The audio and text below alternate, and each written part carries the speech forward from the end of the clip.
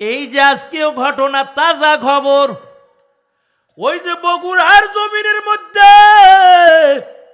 একজন যুবক 500 টাকার জন্য মাকে হত্যা করে ফেলেছে। শুধু হত্যা করে নাই, মাকে হত্যা করে ডিপ ফ্রিজের মধ্যে মাকে তারপরে ঢুকিয়ে রেখেছে। এমন সন্তান আবার সাংবাদিকের সামনে আইসা বলে আমি বিচার চাই।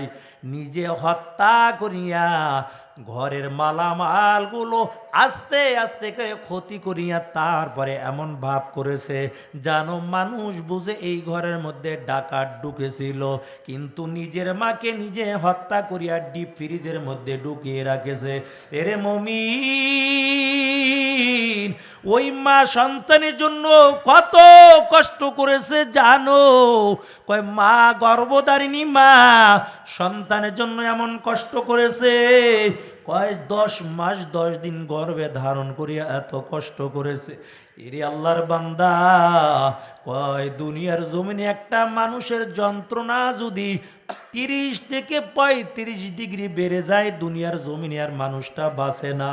কিন্তু সমস্ত ডাক্তার একমত, সমস্ত বিজ্ঞান একমত, একটা মা যখন প্রসাব বেদনা যখন শুরু হয়ে যায় 50 থেকে 55 ডিগ্রি পর্যন্ত মায়ের ব্যথা বেড়ে যায়।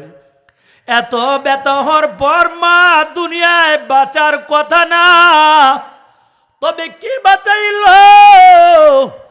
দুনিয়া সব ডাক্তার বলে একমাত্র আল্লাহর বড় দয়া দিয়া আল্লাহ বাঁচিয়ে দিয়েছে। এত কষ্ট করিয়া সন্তান যখন দুনিয়ার জমিনের মধ্যে আসে, দেখবেন ডাক্তারেরা সন্তান সিজারেও যদি হয়, দুনিয়ার জমিনে সন্তান ভূমিষ্ঠ হওয়ার পর আগে সন্তানকে মায়ের মুখের কাছে নিয়ে যায়।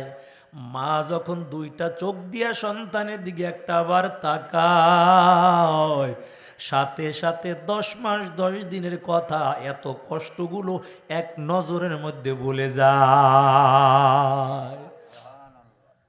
এরে আল্লাহর বান্দা, ওই মাকে কষ্ট দিবার আর যুবক, নবী বলেন মা বাবার 14টা হক রয়েছে। দুনিয়ায় থাকা অবস্থায় 7টা হক, দুনিয়া থেকে যখন বিদায় হয়ে যাবে মা বাবার হক শেষ হবে না, আরো 7টা হক বাকি থেকে যায়। আল্লাহ দোয়া শিক্ষা দিয়েছেন দুনিয়ার সব মানুষদেরকে, মা বাবার জন্য দোয়া করো, রব্বির হামহুমা কামা রব্বায়ানি সগীরা, রব্বির হামহুমা কামা রব্বায়ানি সগীরা। আমার মালিক দোয়া শিক্ষা দিয়েছেন, এর দুনিয়ার মানুষ মা বাবার জন্য দোয়া করো, কারণ মা বাবা তোমার জান্নাত, আবার মা বাবা তোমার জন্য জাহান্নাম। আল্লাহ রসুল বলেন রিদার রব্বি ফি রিদাল ওয়ালিদ ওয়া সাখাতার রব্বি ফি সাখাতাল ওয়ালিদ। মা বাবা রাজি তো আল্লাহ রাজি, মা বাবা যদি নারাজ হয়ে যায় আল্লাহও নারাজ হয়ে যায়। এই জন্য এমন আচরণ করব না যার দ্বারা মা দিলের মধ্যে কষ্ট পাবে। আল্লাহ রসুল বড় অবাক হয়ে গেল, কারণ মায়ের কষ্টে দিলের মধ্যে আল্লাহ এমন মায়া ঢুকাইয়া দিয়েছেন। সন্তানের কষ্টের কথা শোনার পর মা হাসতে পারে না, কেন হাসে কিছুই বুঝলাম না। রসুল বলেন ও বুড়ি মা তুমি কেন হাসো? বুড়ি ডাক দিয়া কয় ও নবী আমার, আমি আল্লাহর কাছে আমার সন্তানের জন্য বদদুয়া করেছিলাম, আল্লাহ যেন আমার সন্তানকে জাহান্নামের আগুনের মধ্যে জ্বালায়। আল্লাহ রসুল বলে বুড়ি কেন?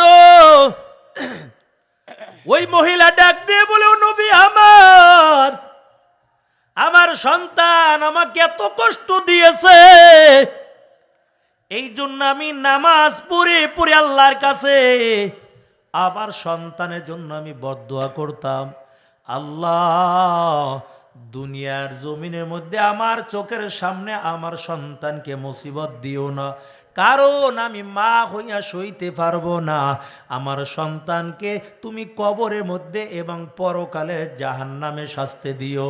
ও রাসূল আমার, আমি এই দোয়া এই জন্য করেছি, কারণ আমার সন্তানের কষ্ট যদি দুনিয়ার জমিনে আমি দেখি, আমি মা হইয়া সইতে পারবো না।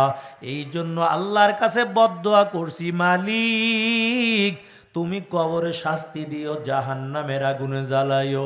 তবে আমি বুঝলাম আমার বদদোয়া বুঝি আল্লাহ কবুল করে নিয়েছে। ও রাসূল আমার, আরো একটা দোয়া করেছি, ও দয়ার মালিক, কোন মুরাব্বি এবং পীর মাশায়েখ যদি দোয়া করে আল্লাহ তুমি দোয়া কবুল করবা না, এমনকি কোন নবী রাসূল যদি দোয়া করে আল্লাহ দোয়া কবুল করবা না। এই জন্য আপনি নবীও দোয়া করেছেন, আমার আল্লাহ দোয়া কবুল করে না। কই আমি তো বদদোয়া করেছি জানো, রাসূল হইয়াও দোয়া করলা দোয়া কবুল করো না। আল্লাহর নবী বুঝতে পারলেন, কারণ মার দিলের মধ্যে বড় কষ্ট দিয়ে ফেলাইছে। এরে যুবক, মা বাবা জীবিত থাকলে ক্ষমা চাওয়ার সুযোগ আছে, কারণ মায়ের কলিজার মধ্যে আল্লাহ এত মায়া ঢেলে দিয়েছেন। সন্তান যদি হাজার অন্যায় করে, মাকে যখন মা বলে ডাক দেয়, এক মুহূর্তের জন্য মায়ের সব কষ্ট দূর হয়ে যায়। কত মানুষ ঢাকার শহরে চাকরি করে, কত যুবক এসির তলে আরামে ঘুমায়, আর মা বাবা গ্রামে ছোট্ট একটা কুড়ের ঘরের মধ্যে থাকে। তারপরও মা সন্তানের জন্য দোয়া করে। এরে আল্লাহর বান্দা, এই জন্য বিবির কথা শুনিয়া কিন্তু মায়ের দিলের মধ্যে কষ্ট দিবা না। এমন কোনো কথা বলবা না যে কথার দ্বারা মায়ের দিলের মধ্যে কষ্ট পাইয়া শব্দটা বের হয়ে যায়। আল্লাহ নিজেই বলেন, এমন শব্দ তুমি মুখ থেকে বের করবা না যে শব্দতে তোমার মা কষ্ট পাইয়া জবান থেকে শব্দটা বের হয়ে যায়।